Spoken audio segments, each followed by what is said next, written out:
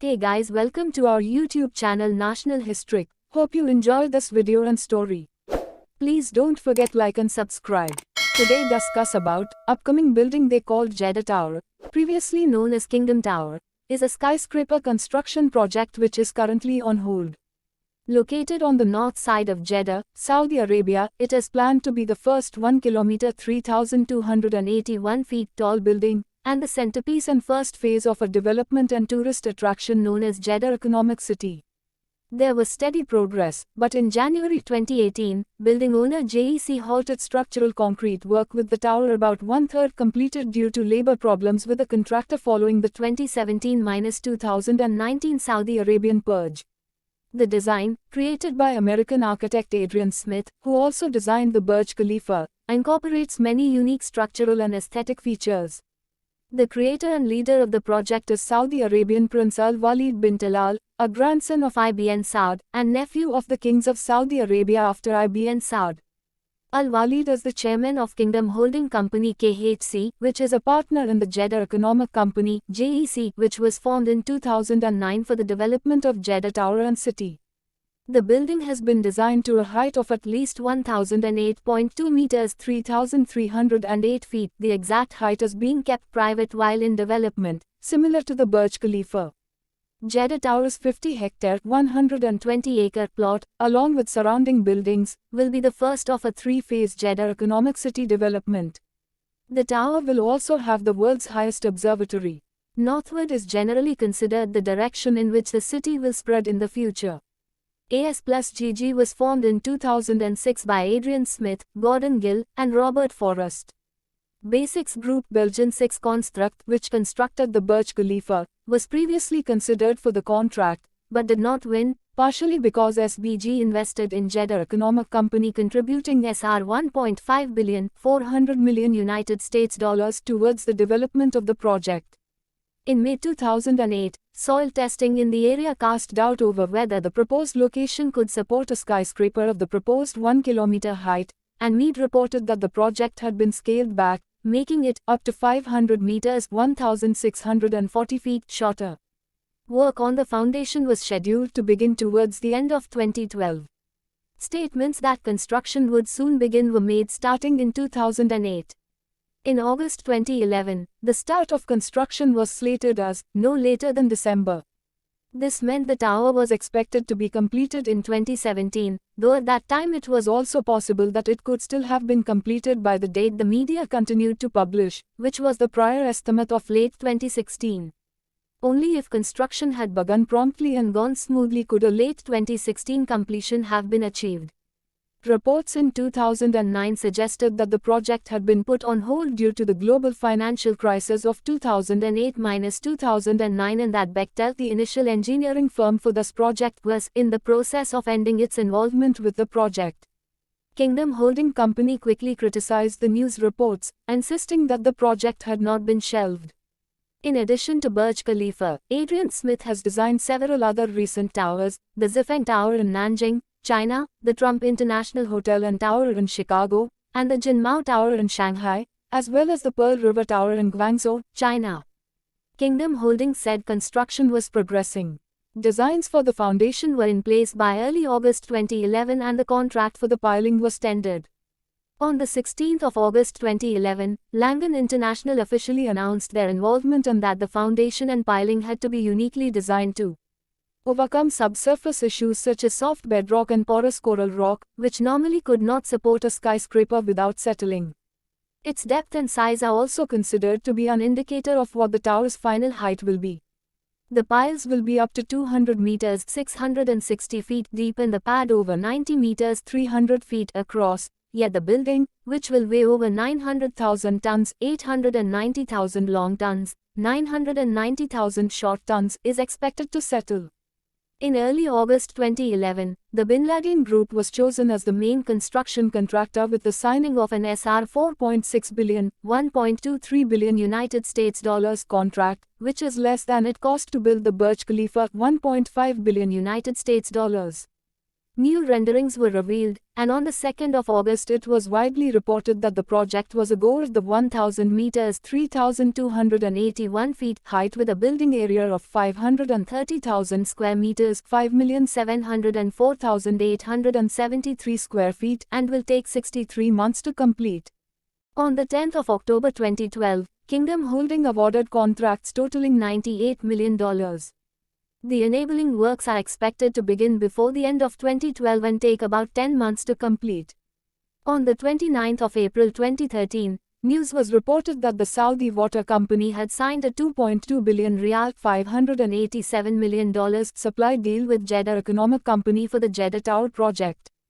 The 25-year agreement to supply 156,000 cubic meters of treated and drinking water a day, enough for 62 Olympic-sized pools, was signed by the chief executive of the Jeddah-based developer, Walid Batraji, and Loy Al-Musallam, head of National Water Company. Piling was completed in December 2013. Above-ground construction commenced in September 2014. Construction of the tower continued, although some senior managers at Kingdom Holding were redirected to other projects. In March 2018, Kingdom Holding Company signed a deal with Orange Business Services to provide information and communication technology (ICT) infrastructure to Jeddah Tower. On March 12, construction of the tower moved forward after the delay. There was steady progress, but in January 2018, building owner JEC halted structural concrete work with the tower about one-third completed due to labor issues with the contractor following the 2017-19 Saudi Arabian purge. Sustainability of such a tall building would include problems such as vertical transportation limitations, with elevators only being able to go so far, building swaying, caused by wind, and supercolumn settling, which occurs because concrete tends to shrink as it hydrates and settles under load, whereas steel is dimensionally stable, thereby causing the floors to become uneven. Additionally, a very large core size is required in very tall buildings to support the structure as well as to house the large number of elevators needed. This was determined by wind tunnel tests performed at Burj Khalifa. Like Burj Khalifa, Jeddah employs a similar Y-shaped, triangular footprint which promotes stability and increases window views, as well as a tapering form, with the sheer height and wind being the biggest structural design challenge. The smooth, sloped facade of Jeddah Tower particularly induces a beneficial phenomenon known as wind vortex shedding. The triangular footprint and sloped exterior of Jeddah Tower is designed to reduce wind loads. Its high surface area also makes it ideal for residential use. The overall design of the tower, which will be located near both the Red Sea and the mouth of the Obur Creek Sharm Abha, where it widens as it meets the Red Sea, as well as having frontage on a man-made waterway and harbour that will be built around it, is intended to look like a desert plant shooting upwards as a symbol of Saudi Arabia's growth and future, as well as to add prominence to Jeddah's status as the gateway into the holy city of Makkah. To that effect, the tower's architect, Adrian Smith, said that the tower evokes a bundle of leaves shooting up from the ground, a burst of new life that heralds more growth all around it. Smith states that the tower will create a landmark in which it and the surrounding Jeddah Economic City are interdependent. The concept of profitability derived from building high-density developments and malls around such a landmark was taken from the Burj Khalifa, where it has proven successful, as its surrounding malls, hotels and condominiums in the area known as Downtown Dubai have generated the most considerable revenue out of that project as a whole, while the Burj Khalifa itself made little or no profit. The building will have a total of 59 elevators, 5 of which will be double-deck elevators, as well as 12 escalators. The elevators are made by the Finnish company Kona. The elevators cannot go faster because the change in air pressure at such a rapid speed could cause nausea. At 914 meters 3,000 feet, the air pressure is over 10 kilopascals, 1.5 psi lower than at ground level, a 10% reduction in air pressure. They must also be efficient so the cables are not unbearably heavy. To overcome elevator issues, the tower will use its large number of efficient elevators as well as its 3 sky lobbies, which allows transfers to be made between elevators serving a specific area with no elevator being overburdened. Despite all the physical challenges, Adrian Smith states that practicality is still the greater challenge over structural durability, even in such super tall designs, and that as with all buildings, Jeddah Tower's form was primarily derived irrespective of what the building's users would be, then in accordance with the structural factors that would have to be considered to deliver it.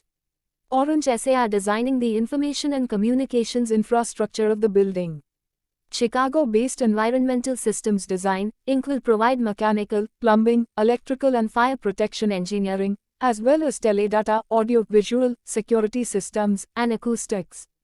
Langan International will be responsible for geotechnical engineering as well as some ground-level site work such as transportation engineering and parking, including the design of the proposed 3,000-4,700 car underground parking garage that will be located near, but not under the tower to prevent terrorism. Thornton Tomasetti has provided the structural engineering for two of the previous world's tallest building title holders, the Petronas Towers in Kuala Lumpur, and the Taipei 101 in Taiwan, as well as the under-construction Ping An Finance Center in Shenzhen, which will be the second tallest building in China after completion. Saudi Bin Laden Group is the largest construction firm in the Middle East, with over 35,000 workers and hundreds of projects. Saudi Bin Laden Group is owned by the family of the late Al-Qaeda leader Osama bin Laden. As a result, it has sparked some minor media buzz. When asked his thoughts about this in an interview, Adrian Smith simply stated that they are the largest construction firm in the Middle East, most significant work in Saudi Arabia was done by them, and that it is a very large family that shouldn't be stereotyped by one of its members. In addition to its primary functions, the building is slated to include a significant amount of retail as well as a wide variety of other unique amenities with the intention that it functions as a nearly self-sustaining entity, approaching the concept of a vertical city. The estimated construction cost of $1.23 billion United States dollars, which is less than that of the Burj Khalifa $1.5 billion United States dollars, can be attributed to cheap labor in the Middle East, particularly Saudi Arabia, and that 3 shifts will work around the clock to expedite the process. Construction costs have also declined since the global financial crisis. Over that, it may be possible if there are improvements in concrete quality. But 2 kilometers is too big a figure, it's just a step too far at the moment.